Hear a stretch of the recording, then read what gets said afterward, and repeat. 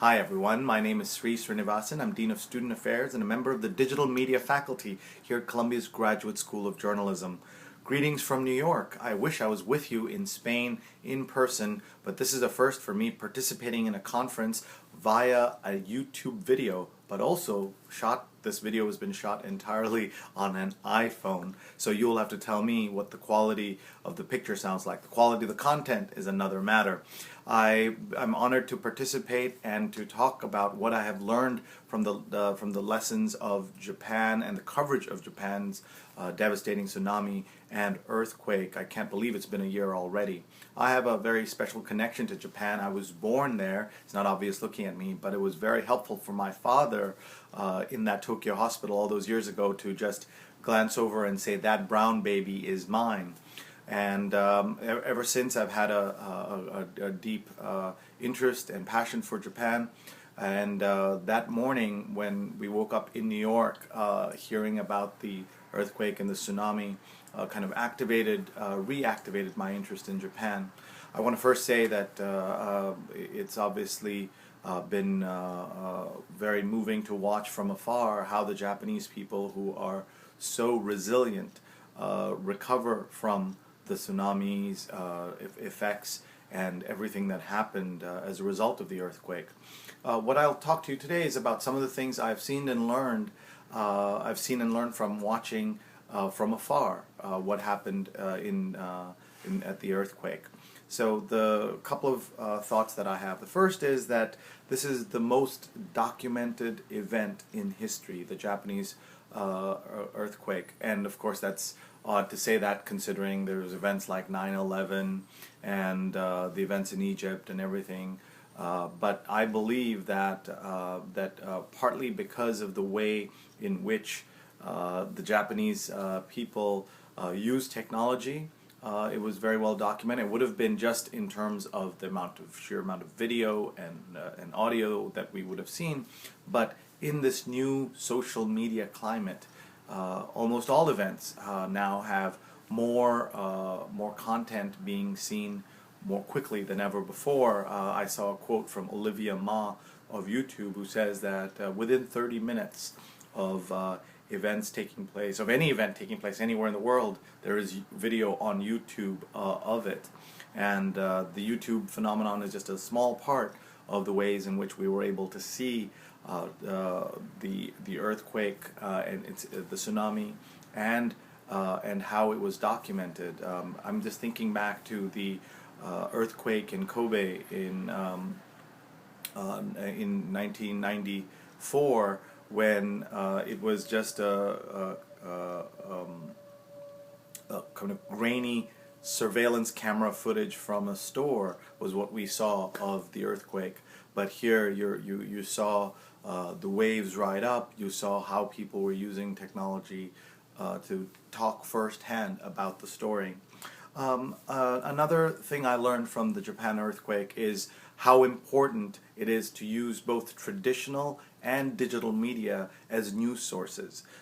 It is absolutely clear to me that you cannot now rely just on traditional media to cover an event, but you can't also rely just on digital media or Facebook or Twitter or online. You need both in order to understand what's happening in the world around us. Another thought I have is that one of the things I learned again from Japan is that that journalists are far braver than we think. I'm a journalist who sits far away from war zones and places where there's real exciting action happening. But at a time when emergency officials, doctors, scientists rush in and everybody else is rushing out, also rushing in with them are journalists. And the journalists are there to tell the stories that no one else can tell. See, all those other people are going there to save lives, but the journalists are going in there to tell the stories of what's happening there, and that's extremely important. Having lived through in New York the 9/11 attacks of 2001, again, the presence of journalists going in, obviously not anywhere near the bravery of the fire department officials who rushed up the burning towers, but journalists are I think still very brave and very important in what we do. No blogger sitting far away can cover or bring alive the story the way a journalist can on the ground. And not just bloggers, but even journalism professors sitting far away can't do too much. The other thing that I've also thought about is how much Google still counts at a time when Facebook and Twitter were all the buzz and all the attention was being paid to them. Google was still doing important stuff back in the at the earthquake time. You saw the Japan People Finder, and you saw how it created the Google.org Crisis Response Center to collect information. Those are things that a corporation like Google can do that a smaller startup may not have the time or the inclination, the incentive, the know-how to do. In the year since the earthquake, of course, Google has launched Google Plus and is now playing a lot more in the field of social media. But back in March, it wasn't clear that Google was still important or relevant in the technology space to some people. It felt like it wasn't important, and of course, Google was important and continues to be important. Another thought I have from all of this that we went through is a new way of kind of thinking about human relationships from watching what happened in Japan. I can tell you that from the moment I woke up the day of the earthquake in New York, I did nothing but post information about the earthquake, help gather resources, sharing information, participating. From afar, there are things you can do, and that was very important to me. And this idea I have is that from now on, anytime we make a request of anybody for a story, for a meeting, for help of any kind, we should check that person's social media status updates, their Facebook status, their Twitter feeds, their Gmail chat status, anything that will give you a clue about what that person is feeling, working on, thinking about. We would not have had this before social media, in the sense that now if you are reaching out to me, you will know that I'm working. I might say that my grandmother's died. I'm getting ready for the funeral. That's not the time to call me and ask for something as a PR person or as a student looking for job hunting help. For the first time in history, people are telegraphing or announcing what they're thinking. Not everybody does this, but those of us on Facebook, on Twitter, on Gmail are announcing the kind of state of our mind. And as someone who wants to reach some other people, this is a very good thing to have. And I find that too many people ignore it and don't pay attention to that. And how I learned this from Japan is that when I was doing all that stuff after the earthquake and kind of working on this and kind of posting so much information about Japan, that afternoon someone came in, sat down with me, and not only didn't mention the earthquake just as a normal human being would that day because it was the biggest story of the day, the week, the month, but then proceeded to just kind of harangue me about job questions. And that told me that that was an example of a wasted opportunity for him to connect with me in a smarter way.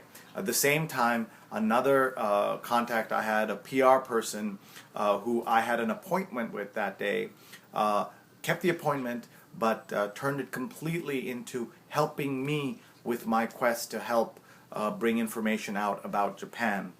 Not because it would help her clients in any way. We're going to talk about something else.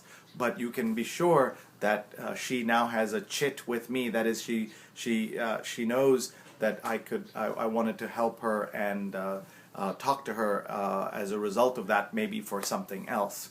And finally, I also want to say that the other thing I learned from working on a little Japan page that I put together is that there's a lot you can do from afar in terms of bringing things together. Where you publish doesn't matter.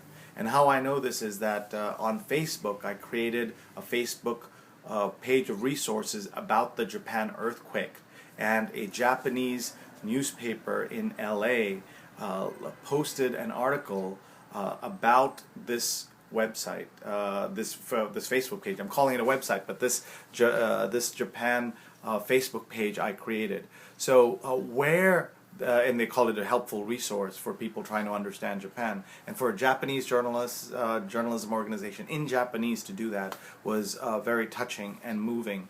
And so the lesson I learned there is where you're posting doesn't matter, but it's the content that you're posting that matters. So I hope that has been helpful. You can contact me at any point if you have any questions or comments. I hope that we can actually have a real dialogue. My email address is sree@sree.net, sree@sree.net. My website is www.sree.net, sree.net, and my Twitter handle is @sree, SREE. And my Facebook, I have two things, a Facebook page called Sree Tips, which is my technology tips all in one place, but I also have a Facebook profile that you can subscribe to. Go to facebook.com/SreeNet. I hope this has been helpful. I'm sorry that I'm not with you in person, but I look forward to keeping the conversation going. And of course, we should all continue to pray and support the people of Japan. Thank you very much, and good luck.